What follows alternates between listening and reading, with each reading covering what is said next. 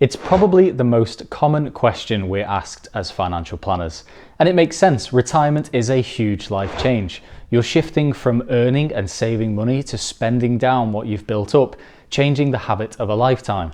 You want to make sure you're doing it safely, that you won't run out, and that you can actually enjoy it. Have I got enough? What if I spend too much? What if I spend too little? These are perfectly sensible questions, but the truth is, they're not simple ones to answer. Join us as we explore why this is such a difficult topic to quantify, why some people have retirement planning all wrong, why some of the DIY approaches fall short, and how we at Astute tackle this problem in a comprehensive and truly bespoke manner to bring you the peace of mind you're seeking.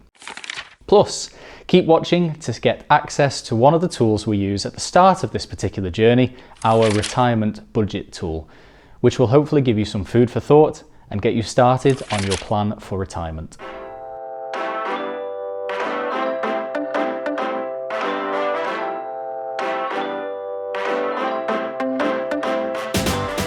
Hello and welcome to the latest Insightful Planning with Astute video.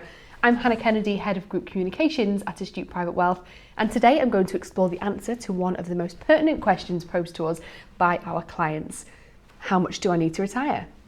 Before we get into it, if you've already had the benefit of working with Astute and have any questions after watching this, then please don't hesitate to get in touch with your financial planner. If you're new to us, we've left a link below this video to help guide you to the right place.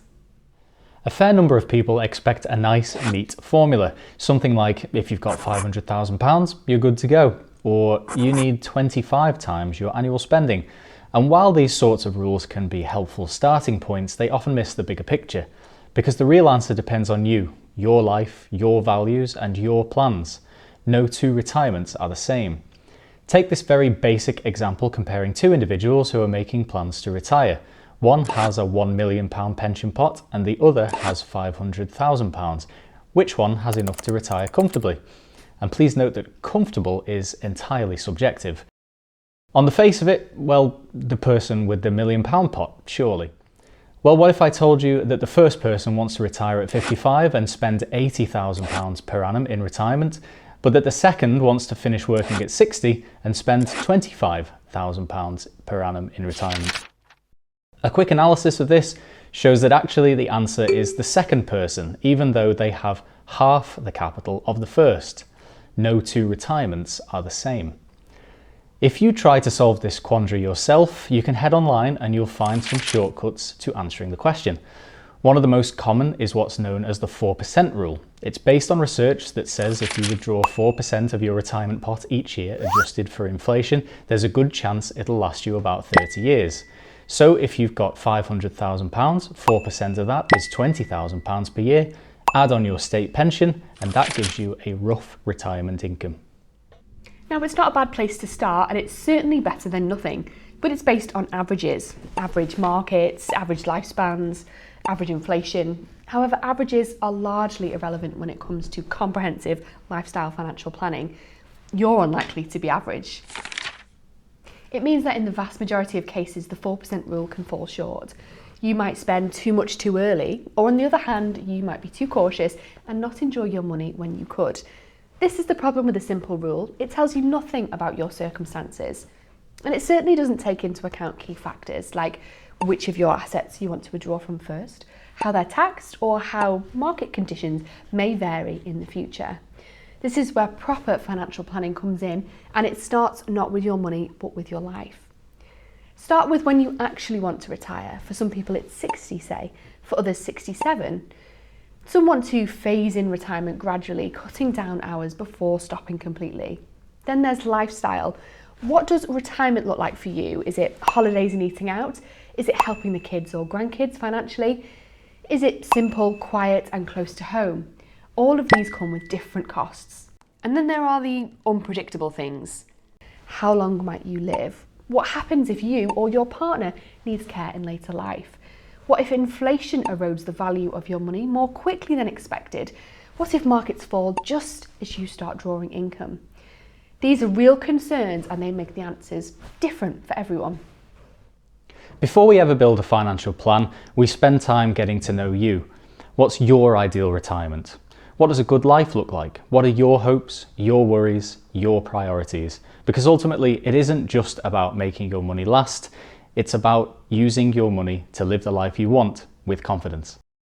Once we've understood what retirement means for you, we may build a personalised cash flow plan. It can be one of the most powerful tools we have to bring clarity and confidence to your retirement journey. This isn't just about what you spend now, it's about what you'll spend over time. It can be difficult to quantify exactly what you want to spend in retirement, especially when you don't know what your current financial position is actually capable of. A good starting point is to at least maintain your existing standard of living. I don't know about you, but I've never met anyone whose goal in retirement was to live a lesser quality of life than they did while working. So planning your lifestyle in retirement might include essential expenses like food, utilities and transport, discretionary costs, holidays, meals out and hobbies, big one-offs, helping the children, buying a car or doing home improvements, and the big what-ifs, potential care needs or unexpected costs in later life. We've made our retirement expenditure questionnaire available, which will help to budget. It prompts you to consider the age you will retire and how long active retirement will last before you expect to transition to later retirement. You'll include all of your regular expenditure and estimate how this will change in active retirement and in later retirement. You'll also be prompted to consider large lump sums, such as home improvements at age 64 or buying a luxury car at age 67. It's a really great place to start. You can get your hands on a copy by clicking on the link beneath this video. We can then plot all of these plans on your life timeline, shown here. This shows everything you want to achieve between now and age 100, which we typically use as life expectancy. Here is retirement, here are the home improvements, the active years, helping out the kids, buying the luxury car and slowing down your spending in later life. Through many in-depth conversations with your financial planner over the years, this life timeline will be full of goals you want to achieve, the more the merrier. Now that we've formalised what you want to achieve in the future, we can build in your current financial assets and future income sources. These may include pensions and investments, ISAs or savings, property, any part-time income or inheritance expected, and of course, the state pension. This last point is a topic all of its own. Keep an eye out on our channel over the next few months to find out all about the state pension. We plug all of the above into our software and we stress test the plan. The result is a visual, dynamic model showing how your money flows in and out over time and whether it's likely to support your lifestyle. This gives us the most valuable insight yet. Do you have enough to retire?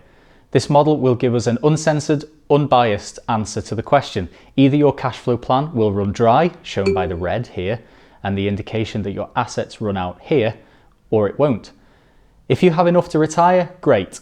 Now we get the opportunity to see what else you could achieve within your financial constraints.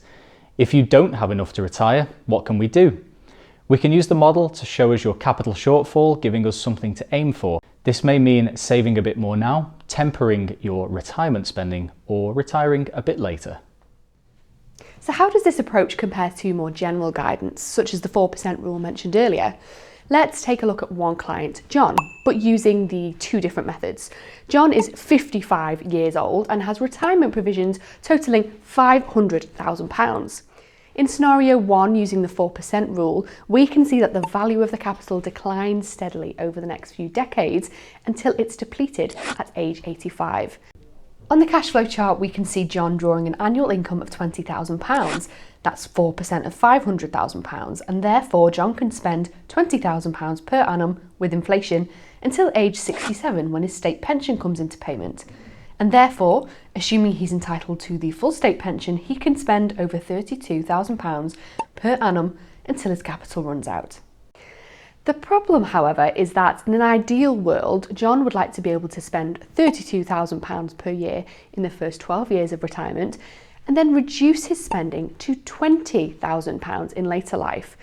You can see here that his pattern of income is quite the opposite of how John wants to live his life in retirement. And there's certainly no wiggle room for any ad hoc spending or one-off goals. Because John has been led to believe that he can only draw an income of £20,000 initially, he might delay his retirement. thinking that he can't afford to finish work or sacrifice on his desired lifestyle. In scenario 2, we start with the life John wants to lead and we gear his retirement capital and income towards it. We can model his drawing a higher income in early retirement and less later, and demonstrate that he can afford to achieve his desired lifestyle and goals. The cash flow plan then allows us to stress test your position.